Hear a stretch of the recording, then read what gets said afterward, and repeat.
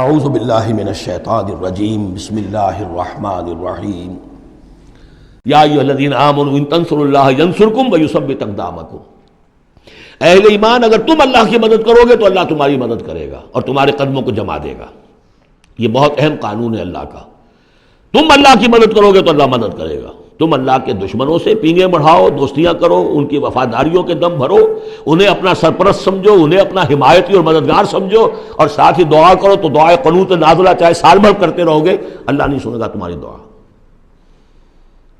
ڈھاکہ گیا، مشرقی پاکستان گیا، بدترین شکست آ گئی، قنوت نازلہ مکے میں بھی اور مدینے میں بھی پڑھے جا رہے تھے اور پورے پاکستان میں پڑھے جا رہے تھے، اللہ نے نہیں سنی۔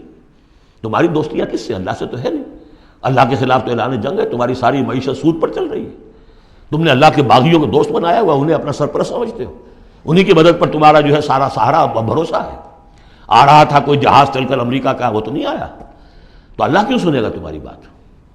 ان تنصروا اللہ ینصرکم ویثبت اقدامکم، اگر تم اللہ کی مدد کرو گے، تم اس کے اگر مخلص ہو، فرما بردار ہو، اس کے دین کا جھنڈا لے کر کھڑے ہو گئے ہو، تن من دھن اس کے لیے لگانے کو تیار ہو، اللہ مدد کرے گا اور تمہارے قدم جما دے گا۔ والذین کفروا فتعسا لهم، اور وہ لوگ جنہوں نے کفر کیا ہے ان کے لیے تو پھر ہے ان کو گویا کہ رد کر دینا، راندہ درگاہ کر دیے جائیں گے، وہ کھائیں ٹھوکریں۔ وعد اللہ اعمالہم، اللہ نے ان کے تمام اعمال کو، جد و جہد کو، کوششوں کو بالکل گمراہ کر دیا، یعنی ختم ہو گئی وہ، اور ان کا حاصل کچھ نہ ہوا۔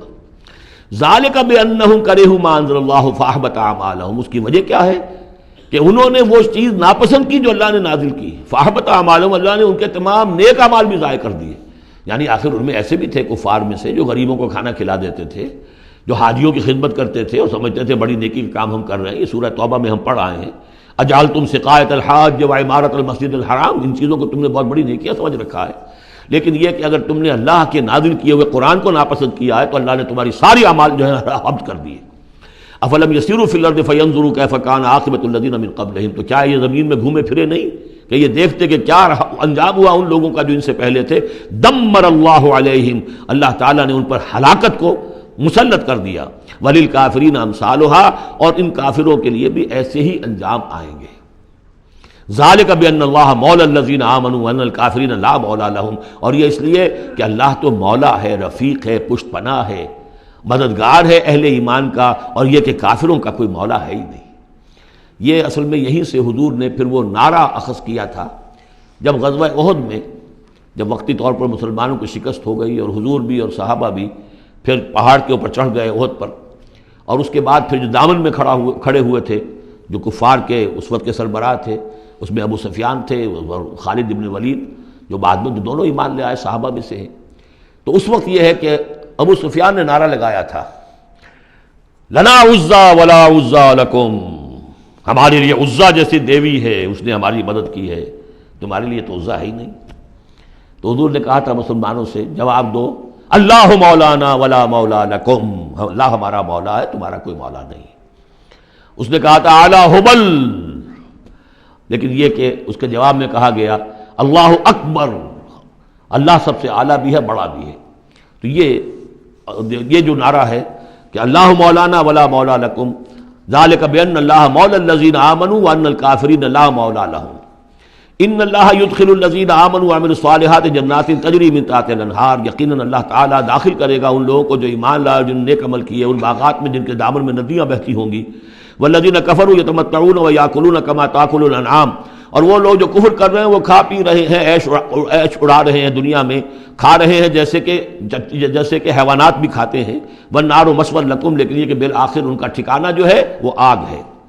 وَكَأَيٍّ مِّن قَرْيَةٍ هِيَ أَشَدُّ قُوَّةً مِّن قَرْيَتِكَ الَّتِي أَخْرَجَتْكَ، اور اے نبی کتنی ہی بستیاں ایسی گزری ہیں کہ جو اس بستی سے کہیں زیادہ قوت میں تھیں جس نے آپ کو نکلنے پر مجبور کیا ہے۔ مکے سے بڑے بڑے شہر تھے، ان سے بڑی اس کی جو ہے قوتیں تھیں، بڑی طاقتور قومیں وہاں رہتی تھیں۔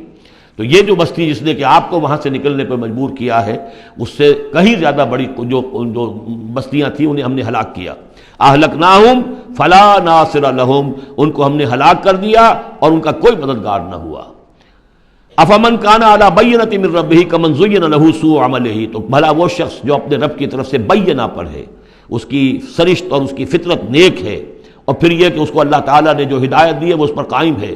کمن زین لہ سوء عملہ، کیا وہ اس جیسا ہو جائے گا کہ جس کے اعمال اس کے لیے مزین کر دیے گئے ہیں، برے اعمال اس کے، لیکن اسے محسوس ہوتا ہے کہ بڑے شاندار میرے اعمال ہیں، میری تہذیب، طریقتکم المثلی، تمہارا کلچر بہت اعلیٰ کلچر، مثالی کلچر، واتبعوا اہواہم، اور انہوں نے پیروی کی ہے اپنی خواہشات کی۔ ان دونوں میں ظاہر بات ہے کوئی مساوات نہیں ہو سکتی۔ وہ جو اللہ کی طرف سے بینہ پر ہے وہ کامیاب ہونے والے ہیں، اور یہ لوگ جو اپنی خواہشات کی پیروی کر رہے ہیں ناکام ہونے والے ہیں۔ صدق اللہ العظیم۔